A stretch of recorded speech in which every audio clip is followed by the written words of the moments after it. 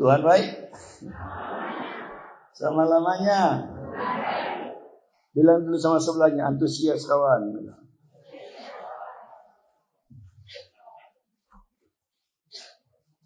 Hari ini saya ingin berbicara tentang Tuhan tidak pernah terlambat bagi yang selalu rindu melayani. Jadi Tuhan tidak pernah terlambat, enggak sebentar bagi semua orang loh. Tuhan itu tak pernah terlambat bagi yang selalu rindu untuk melayani. Ada beberapa ayat cukup panjang ini ya. Aku mau kita belajar hari ini responsoria. Bisa dibuka.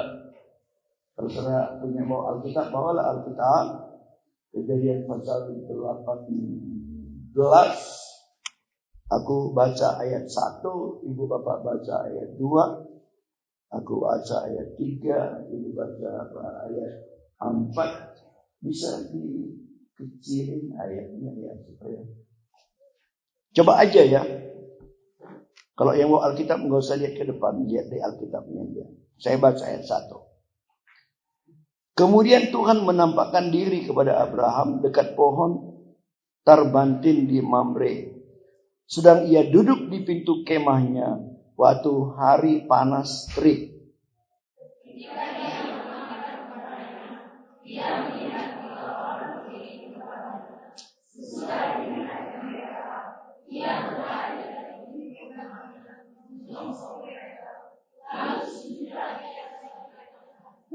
Serta berkata, Tuanku, jika aku telah mendapat kasih Tuanku, janganlah kiranya lampaui hambamu ini.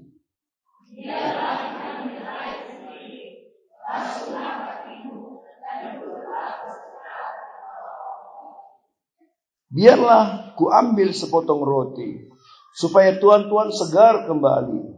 Kemudian bolehlah tuan-tuan meneruskan perjalanannya, sebab tuan-tuan telah datang ke tempat hambamu ini. Jawab mereka, perbuatlah seperti yang kau katakan itu.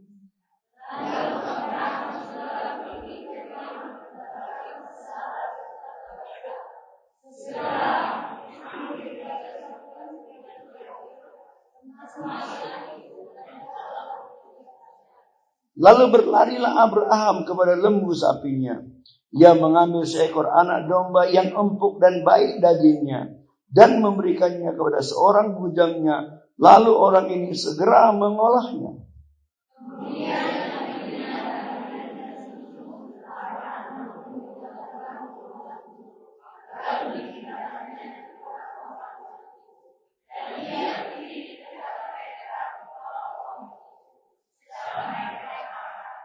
Lalu kata mereka kepadanya, di manakah Sarah istrimu? Jawabnya, di sana, di dalam kemah.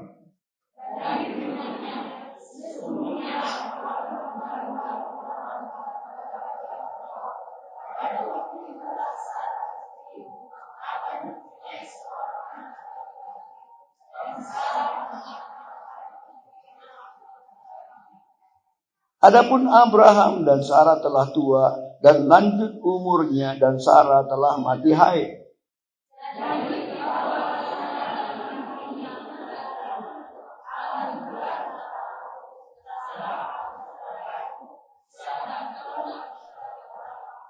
Lalu berfirmanlah Tuhan kepada Abraham, mengapakah Sarah tertawa dan berkata, sungguhkah aku akan melahirkan anak, sedang aku telah tua?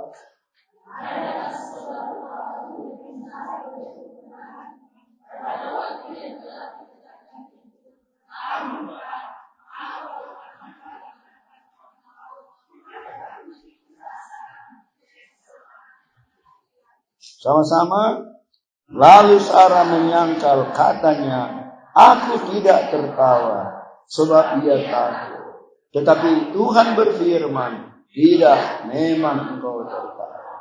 Latar belakang ayat ini adalah pada waktu itu Tuhan melihat bahwa kota Sodom dan Gomora itu sudah sangat jahat.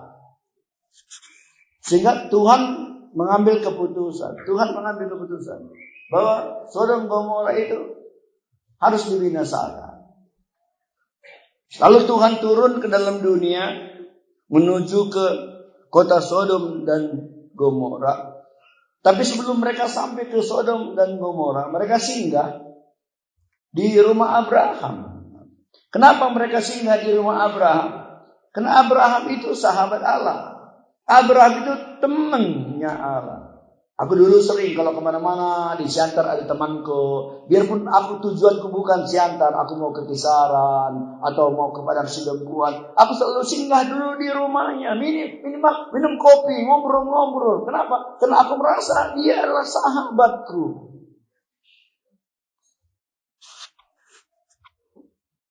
Kenapa Tuhan singgah di rumah Abraham? Karena Abraham adalah sahabat Allah. Saudara rindu menjadi sahabat Allah? Aminnya kurang semangat ya. Ada ayat dalam Mazmur 25 ayat 12 sampai 14. Mazmur 25 ayat 12 sampai 14. Siapakah orang yang takut akan Tuhan? Jadi ini berlaku ini untuk orang yang takut akan Tuhan. Kepadanya Tuhan menunjukkan jalan yang harus dipilihnya. Saudara lebih takut sama Tuhan atau sama pendeta? Wih. Betul ya betul. Aku pernah lihat satu bapak-bapak, dia jalan merokok. Lalu aku lewat, aku buka pintu. Jangan main pindah, langsung lemparkan dia rokoknya. Bukan, aku tidak berbicara soal rokok ini. Aku berbicara soal kenapa dia lemparkan. Karena dia nampak pendeta. Dia lupa dari tadi Tuhan nampak, ya kan? Jadi maksud saya, ternyata dia lebih takut pada manusia daripada kepada Tuhan. Ayat ini berkata, siapakah orang yang takut akan Tuhan, kepadanya Tuhan menunjukkan jalan yang harus dipilihnya. Ayat 13, orang itu sendiri akan menetap dalam kebahagiaan. Dan anak cucunya akan mewarisi bumi. Saudara mau bahagia? Mau anak cucumu mewarisi bumi? Gimana caranya? Takutlah akan Tuhan. Bilang sama sebelahnya dulu, takut akan Tuhan kawan. Bilang. Lalu apa dikatakan di ayat yang ke-14? Sama-sama kita baca 2 ayat 14. Ayat 14. 1, 2, 3. Tuhan bergaul karib dengan orang yang takut akan Dia dan perjanjiannya diberitahukannya. Tuhan bergaul karib. Aku selalu bilang di dunia ini banyak teman tapi sedikit sahabat. Karena teman itu adalah teman waktu kita senang, waktu bersuka cita, waktu semuanya aman. Tapi sahabat adalah teman waktu menderita, waktu ada masalah, waktu semua orang membuang kita. Ada satu teman, dialah yang selalu mengajak saya ke Israel. Baru-baru ini pun itu. Pak, Bapak ada waktu enggak? Kenapa? Refreshing yuk, katanya. Refreshing. Kau refreshing. Apa bahasa kau refreshing? Hah? Artinya, ayo jalan-jalan, melepaskan lelah, melepaskan apa kecapean. Kemana aku bilang? Israel. Tanggal berapa aku bilang? 6 Oktober katanya. Kalau jadi aku ini ke sana, ini aku ke sana ke 12 kali. Dan enggak pernah aku bayar. Bayarnya pakai apa? Bayarnya pakai persahabatan. Karena dulu yang punya travel ini pada waktu dia diberhentikan dari pekerjaannya. Begitu sulit keadaannya. Orang anggap dia seperti kena sakit kusta. Satu gereja seperti membuang dia, nggak peduli, ekonominya pun sulit, segalanya sulit. Aku selalu temani dia. Sampai waktu itu kami konsultasi, gimana caranya supaya ekonominya minimal untuk kebutuhan hidup bisa lah gitu. Lalu kami bicara tentang membangun travel. Itulah dulu pertama kali kami ke sana sama kakak Sekajaya, sama abang, sama beberapa orang itu pertama kali. Dan sampai hari ini dia bilang dulu waktu, kalau sekarang kawannya udah banyak, yang dulu udah kayak memusuhi dia, sekarang udah dekat karena dia sekarang udah jadi pengusaha sukses. Tapi dia berkata dulu waktu aku sedang menderita nggak ada kawan. Tapi pendeta serbakti terus menemani aku. Tuhan itu mau jadi sahabat kita. Dia menyertai kita bukan cuma waktu senang, tapi juga waktu susah. Bukan waktu berkelimpahan, waktu berkekurangan. Setiap waktu dia tidak mau tinggalkan kita. Ada waktu-waktu di mana kita merasa sepertinya Tuhan sepertinya Tuhan tak beserta lagi. Dia meninggalkan kita. Pada waktu itu pun Tuhan tidak pernah meninggalkan kita. Gimana caranya? Takutlah akan Tuhan. Aku tahunya saudara segannya sama aku. Tapi itu gak penting. Yang lebih penting seganlah sama Tuhan. Bilang sama sebelahnya, segan sama Tuhan kawan. Tuhan itu takut pada Tuhan. Tuhan itu mengasihi Tuhan. Itu sebabnya Tuhan menganggap Abraham itu sahabat. Kalau dia sahabat, apalagi itu sahabat. Kalau sahabat, rumahnya pun kita rasa seperti rumah kita. Aku ada beberapa teman yang kalau ke rumahnya aku nggak duduk di kursi tamu, ku tunggu dibikinin teh manis. Enggak. Aku masuk dan suka hatiku aja. Aku buka kulkasnya, aku bikin tehku sendiri. Kenapa? Karena aku anggap itu adalah keluargaku sendiri, sahabatku sendiri. Coba bayangkan Tuhan itu jadi sahabat kita. Wow. Semua bilang wow. Gimana caranya? Takutlah akan Tuhan. Kasihilah Tuhan. Apa Abraham bilang kepada Sarah di ayat yang ke-6? Lalu Abraham segera pergi ke kemah mendapatkan Sarah serta berkata. Apa katanya? Segera ambillah 3 sukat tepung yang terbaik. Yang terbaik. Saudara yakin bahwa kasih itu harus ditunjukkan dengan pemberian? Yakin? Yakin? Aku belum ngerti kau anak punya, udah beri-beri mana?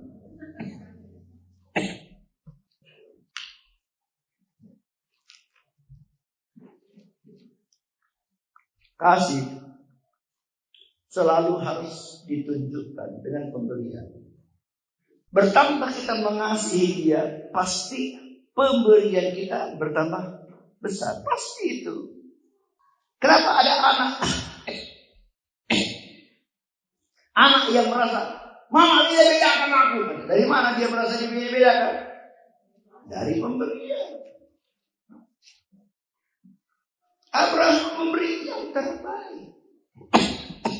Maaf ya. Memberikan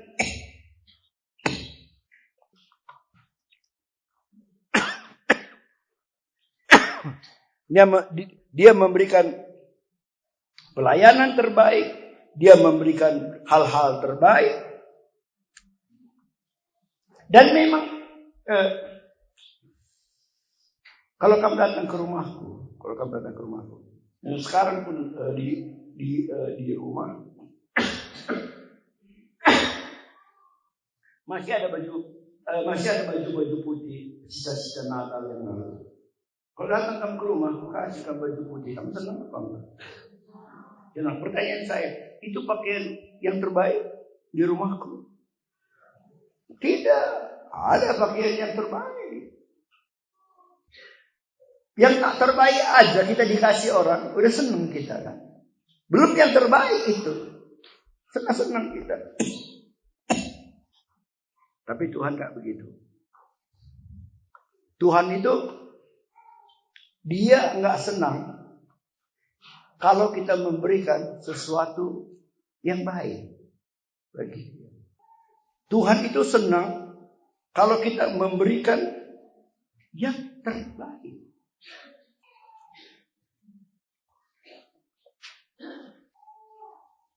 Karena firman Tuhan katakan, Tuhan itu dia Allah yang cemburuan. Jadi Tuhan tuh nggak mau dia jadi nomor 2, nggak mau. Kalau kita jadi nomor 2, jadi nomor 3, udah senang kita. Contohnya waktu aku dulu menjadi ketua MD, itu kan aku kan formator tunggal kan, jadi khususlah MD itu kan, ketuanya aku. Itu ada ketua 1, ya.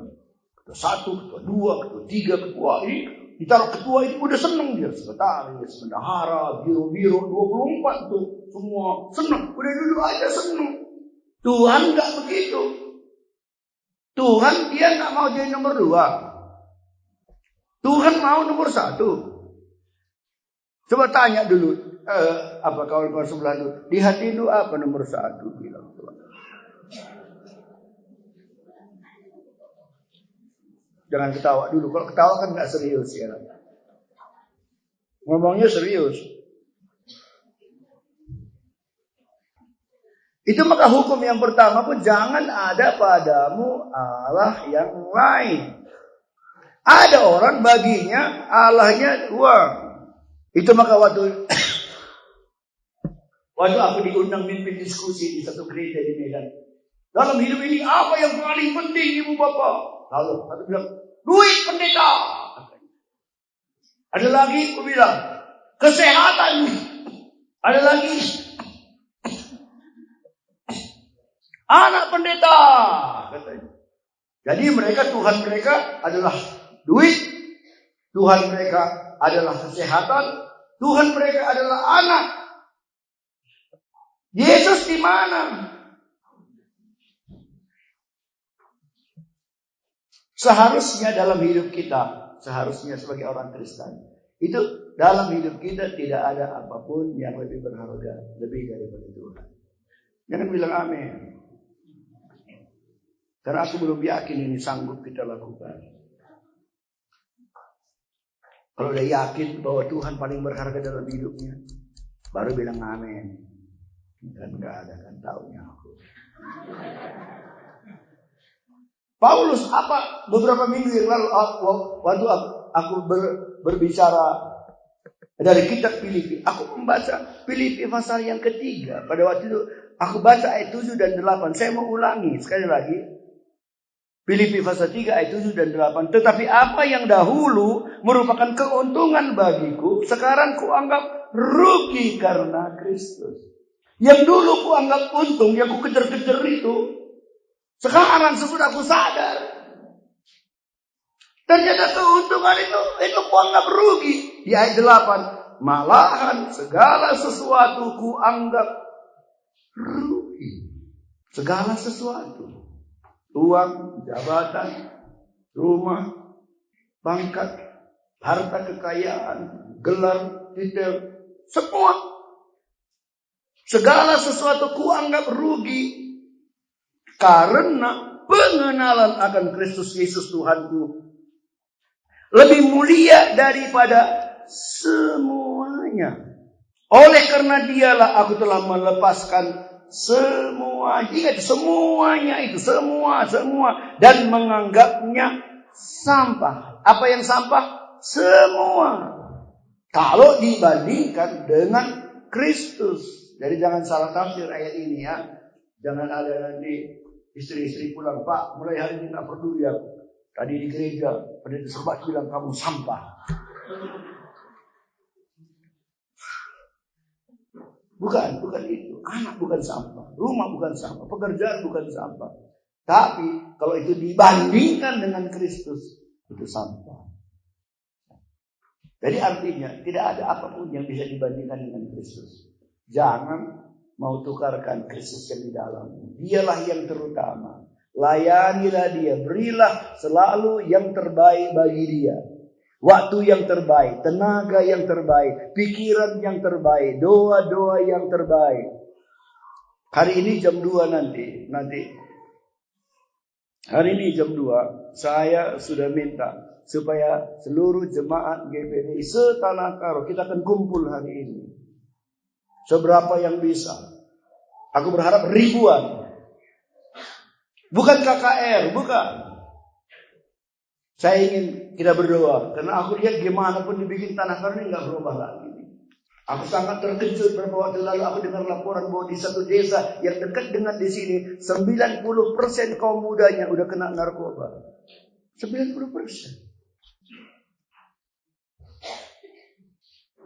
Satu bulan ini ada satu pemuda training di sini.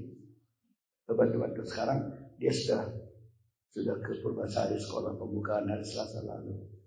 Lalu dia training di sini keluar dari penjara. Baru keluar dari penjara, dia training di sini, masuk sekolah. Dia bilang dulu pekerjaanku jahat sekali, jual narkoba. Anak-anak SMA, saya berharap nggak ada anak jemaat. Anak-anak SMA pakai baju seragam ke rumahnya. Pagi-pagi ini sebelum sekolah, anaknya mau pergi ke sekolah. Bang, aku minta. Dia minta sabu-sabu. Bukan kalau sabu-sabu kan beda. Aku bilang, tapi uangku enggak ada. Gimana kamu mau beli sabu-sabu? Udahlah, aku jual badanku aja. Terserah mau diapain aku sekarang. Pokoknya kasih aku. Selesai dia pakai seragam lagi pergi ke sekolah. Saudara bisa bayangkan apa yang terjadi ada di sana. Gimana pun dibikin rasanya kok udah bikin gini. Kami tiap bulan bikin KKR, bikin penyuluhan tentang HIV, AIDS dan narkoba, tentang minuman keras tiap bulan, tapi rasanya tak ada lagi. Kayaknya nggak berubah. Karena itu apa lagi? Lalu saya pergi satu-satunya jalan keluar, kita mulai lagi doa. Aku minta tiap kabupaten, jadi bukan cuma Tanah Karo, setiap kabupaten di seluruh Sumatera Utara dan Aceh, tiap 3 bulan sekali kita ngumpul, ayo kita doa. Nggak kebaktian, nggak khotbah, nggak rame-rame, kita doa, kita mensusurkan air mata, kita menangis. Tuhan, lawanlah Tanah Karo ini. Beri waktu yang terbaik, beri doa yang terbaik, beri tenaga yang terbaik, beri persembahan yang terbaik. Kalau engkau mau menjadi sahabat dari Tuhan. Hari Selasa yang lalu, jadi pulang dari Purbasari pembukaan sekolah, aku ke Siantar, ke Medan, KKR. Pulang aku ada jemaat, disalamkannya aku kan. Jadi kalau apalagi baris gitu kan, salaman. Jadi ada satu orang disalamkannya lah aku ya. Kan aku lihat gitu, kan nggak gitu. Aku kantongkan. Lalu besoknya waktu aku udah bangun, aku ganti pakaian, aku rogo ke kantongku, kok ada ini uang agak aneh, kucur. Lalu aku buka. Sebenarnya jumlah uangnya cukup banyak, 50.000. Tapi bukanya setengah jam. Lalu pertanyaannya, buat apa uang gini kan baru disalamkan sama orang? Kalau di gereja, kalau di Jakarta ada gereja untuk kantong persembahan mesti beli setrika. Tahu kamu mesti beli setrika. Karena waktu di store ke bank nggak mau terima, kucur. Jadi mesti taruh di setrika dulu, ya, taruh parfum lagi, dari baru bisa diser. Aku rasa biarpun jumlah uangnya di 50.000 itu besar, tapi aku merasa dia enggak memberikan dengan cara terbaik. Seorang ibu pernah cerita kepadaku, pada waktu itu masih ada uang 100 rupiah mau dapat. Dia bilang sama Bapak, kalau aku besok hari Minggu, ku ambil uang logam 100 rupiah 2 gitu. Kalau sekarang kira-kira uang 1.000 lah itu kira-kira. Itu ku bawa dulu ke kamar mandi. Aku sabunin, aku sikat, bersih.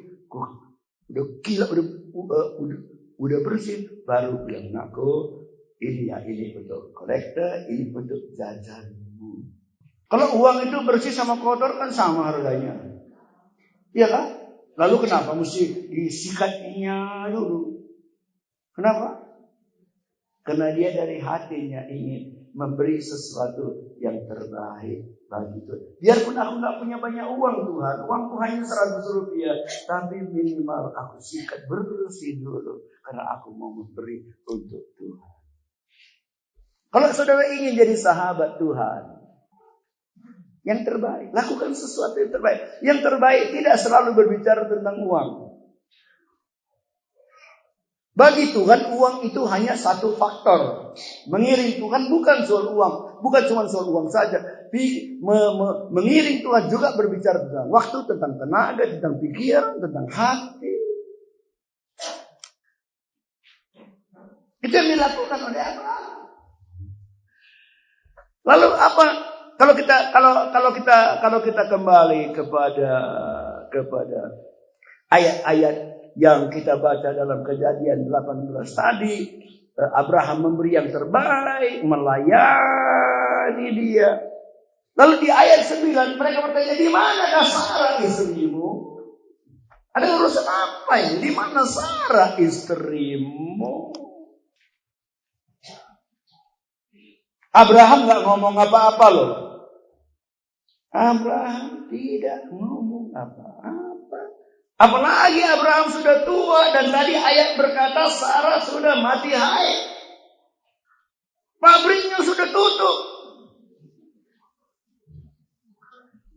Pasti Abraham tidak ada berpikir tentang itu. Meskipun di lubuk hatinya yang paling dalam sejak dulu.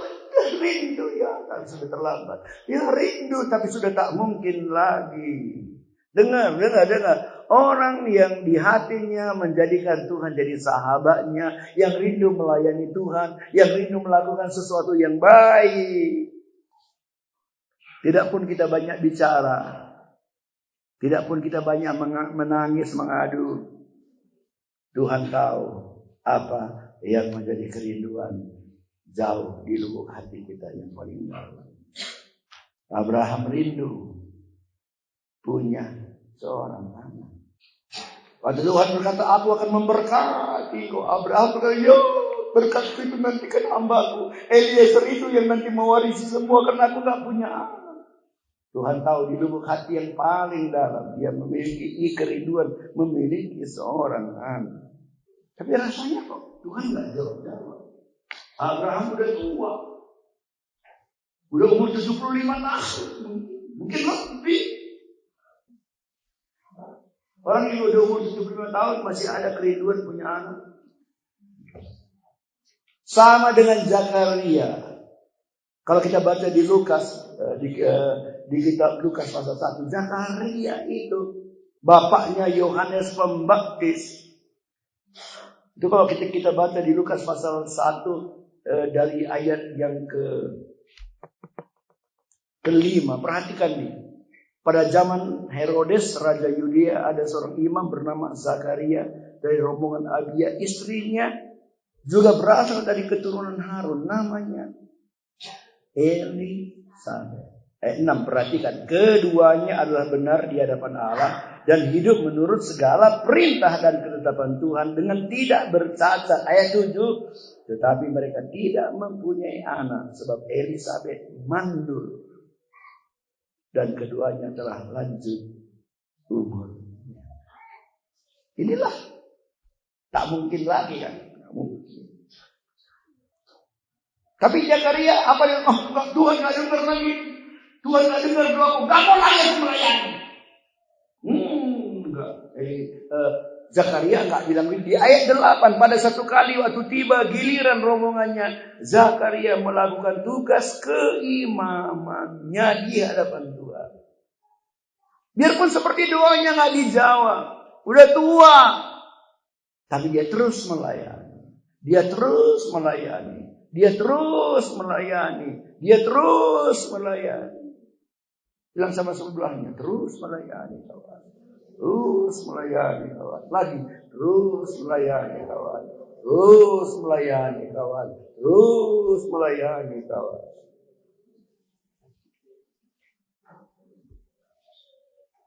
Mendadak di tengah pelayanannya ada malaikat datang, dan di ayat 13, tetapi malaikat itu berkata kepadanya, jangan takut hai Zakaria, sebab doamu telah dikabulkan, dan Elisabet istrimu akan melahirkan seorang anak laki-laki bagimu, dan haruslah engkau menamai dia Yohanes. Apa Tuhan bilang? Doamu telah dikabulkan.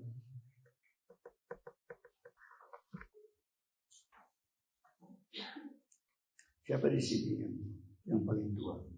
Bapak Nelson lah, karena rambutnya kayak rambutku kan.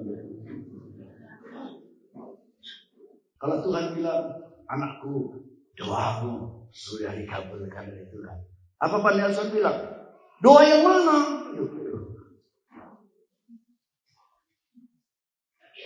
Udah 3 umur belum? 74. Udah berapa kali kamu berdoa? Udah sering ya. Kalau doa telah dikabulkan oleh Tuhan. Doa yang mana? Doa yang mana? Pasti Zakaria nggak akan ingat doanya waktu dia mula menikah dulu, nggak ingat itu dia. Tapi dengar, dia sendiri lupa, Tuhan tidak lupa. Wah, luar biasa. Itu Tuhan kita itu luar biasa. Bilang dulu sama saudaranya, biarpun dua-dua sudah lupa kawan-kawan, Tuhan belum lupa. Gitu.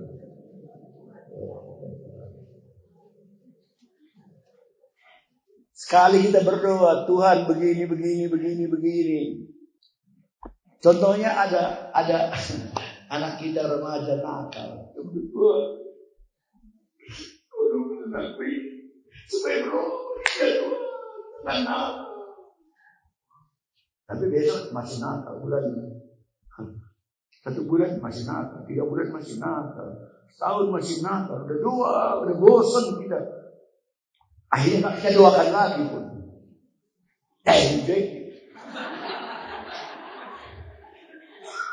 Mau ada kita. Kita biarin gitu, tapi dengar. Kita aja udah gak peduli, kita aja udah gak ingat. Tuhan masih ingat. Satu hari dia, ini waktunya. Dan Tuhan merubah. Kita terkejut bagaimana Tuhan merubah hidup anak kita. Mendadak dia berubah. Mendadak dia datang ke rumah. Mendadak dia minta ampun, minta maaf, dan hidupnya berubah. Kita lupa, Tuhan tak pernah lupa. Ada firman Allah berkata, bisakah seorang ibu melupakan anaknya?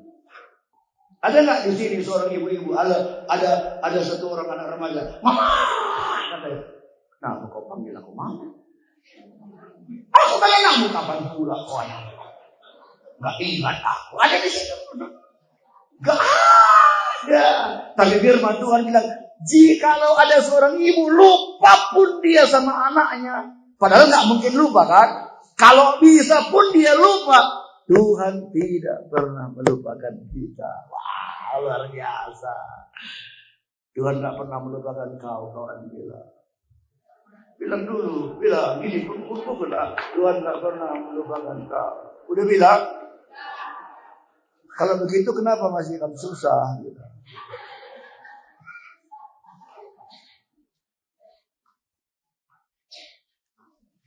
Tuhan tidak pernah terlambat. Pada waktunya mujizat terjadi. Dan benar, tahun depan bisa lahir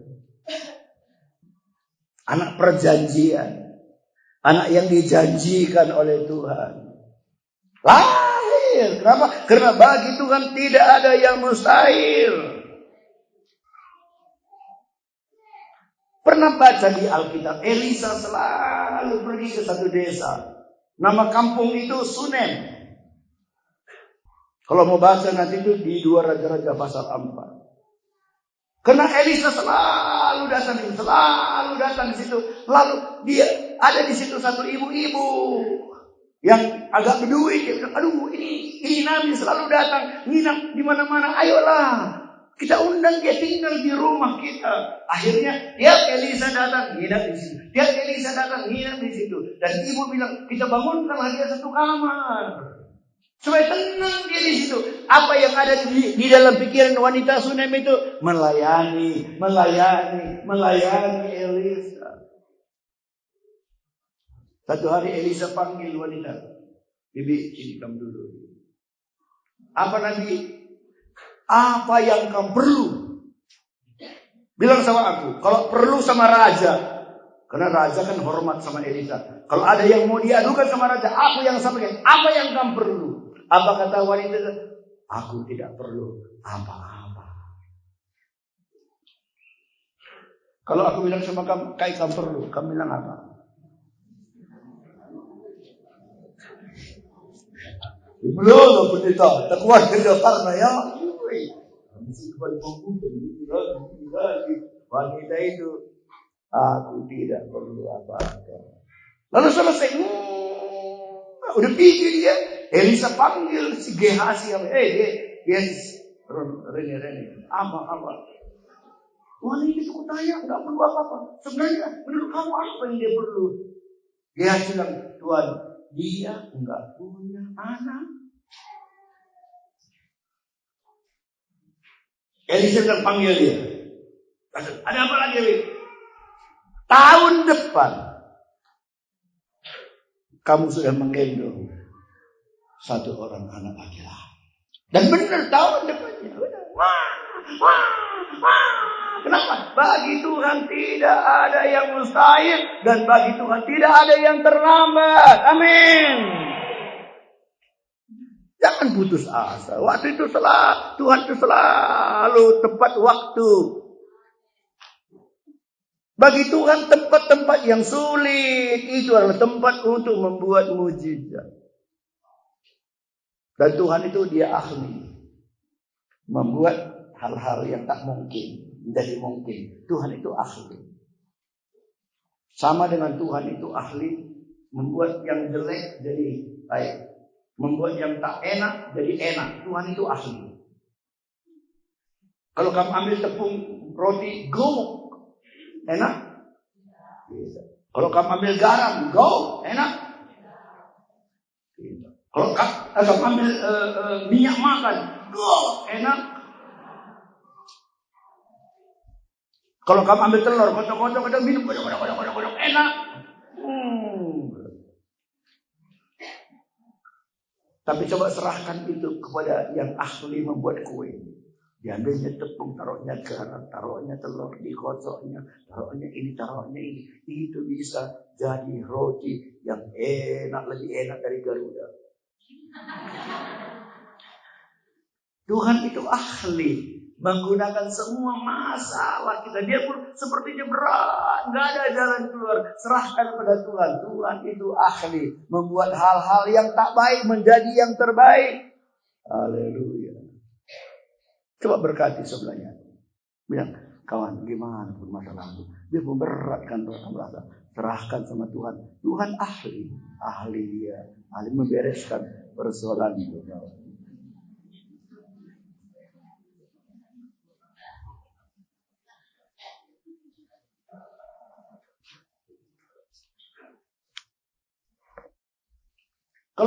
Kalau perut kita selalu sakit, atau dada kita sakit, atau jantung kita sakit, lalu dokter bilang ronsen.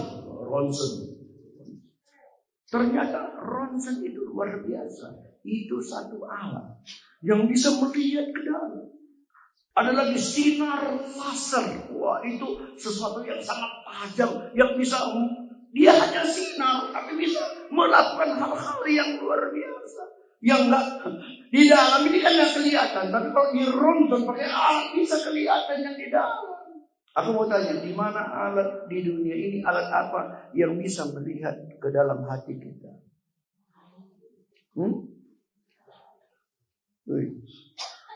Ada? Tidak ada. Ada ayat. Kita kembali ke Kejadian 18 tadi. Kan Tuhan bilang, tahun depan kamu akan punya anak laki-laki. Itu ayat 10 ya. Sarah mendengar dari pintu di belakangnya. Ayat 11 Abraham, Sarah telah tua. Ayat 12 perhatikan ini. Jadi tertawalah Sarah dalam hatinya. Aku mencoba waktu aku baca ayat ini, kira-kira waktu aku pas sedang baca Alkitab, aku pas baca ini kira-kira 1 bulan lalu lah, aku pas baca Kejadian pasal 18 ini, maka tertawalah Sarah dalam hatinya. Aku mencoba gimana tertawa dalam hati. Coba kamu tertawa dalam hati, gimana caranya? Bisa? Coba kamu tertawa dalam hati. Nah, biasa orang tertawa itu kan muncul dari mulut kan, biasanya gitu. Kelihatan dari wajahnya. Tapi ini Sarah tertawa dalam hati. Siapa yang tahu? Abraham tahu nggak?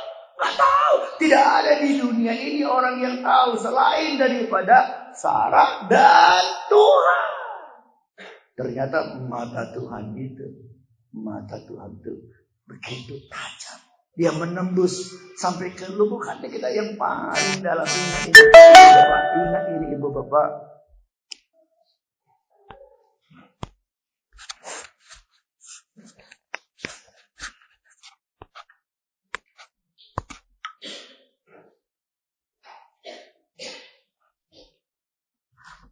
Tuhan tahu sampai ke lubuk hati kita yang paling dalam. Mata Tuhan, dia mampu menembus segalanya. Isi hatimu Tuhan tahu, isi hatiku Tuhan tahu.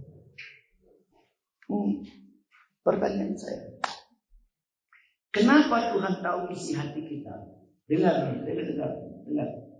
Karena firman Tuhan bilang, tidakkah kamu ketahui bahwa engkau adalah rumah Allah dan roh Allah berdiam di dalammu. Ibu bapak tahu isi rumahmu? Tahu nggak? Tahu. Hati kita itu rumah Tuhan. Itu maka dia tahu segala-galanya. Jadi lucu kalau ada orang berpura-pura di hadapan Tuhan, lucu ya. Ngapain kita berpura-pura dia tahu? Ada anak SMP yang sangat menderita. Menderitanya gini, tugasnya jaga burung. Ada dipelihara bapaknya burung. Tugasnya selalu jaga. Satu hari waktu dia kasih makan lepas. Kalau itu kesayangan bapaknya. Takut setengah mati dia. Kebetulan abangnya yang SMA melihat. Jangan khawatir. Aman, ada abang. Abang yang bereskan semua. Itu datang bapaknya. Mana burungku? Abang itu, Pak, tadi ada kucing. Meong, katanya mendadak. Gurah pas burungnya terbang lepas. Ya udahlah, kata bapak. Si Ali ini senang ya, abang, dibelanya aku. Besok pagi-pagi. Ini dua-dua, kata bapak. Apa Pak? Ini jajanmu. Seorang 10.000. Jalan mereka ke sekolah kan. Siapa? Apa Pak? Aku adalah yang mempunyai harganya 20.000, aku cuma 10.000. Minta uangmu yang 10.000 itu. Jangan Pak, aku orang 10.000 gitu tadi. Meong, kata abang. Takut dia. Besok pun gitu, tiap meong kata abangnya, habis uang. Meong kata abangnya, habis uang. Satu hari nggak tahan lagi dia, nggak tahan lagi daripada gini terus ngaku aja aku sama bapakku. Katanya kok, Pak, aku mau ngaku Pak. Apa? Burung yang lepas hari itu kenapa? Bukan gara-gara kucing Pak, aku yang bikin lepas. Bapak bilang, tahunya aku dari hari itu.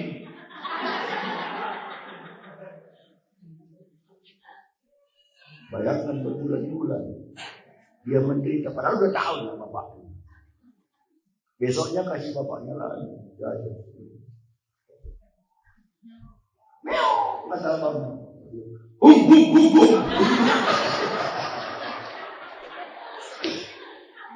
Tidak mau enggak. Ku kasih tahu sama bapak, kasih tahu. Dia lepas dari tekanan. Kenapa? Karena dia udah mengaku, dia tahu bapaknya udah tahu. Udahlah, jadi anak Tuhan gak usah pakai topeng. Bilang sebelahnya, jangan usah pakai topeng. Jangan pura-pura baik, bilang. Ngaku aja. Amin.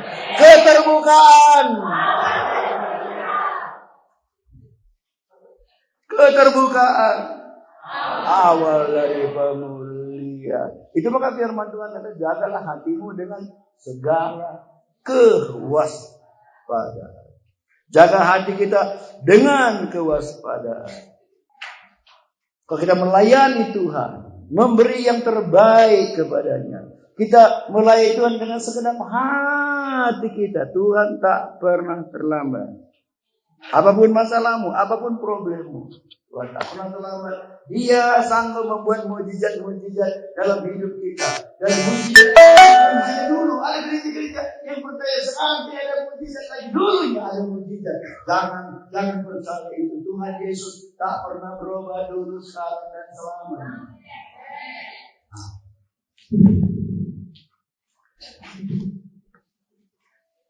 Kalau hati kita beres, kita akan jadi orang yang lemah lembut, jadi rendah hati. Kalau tempat yang rendah, gampang air mengalir ke sana. Haleluya. Terkadang kita merasa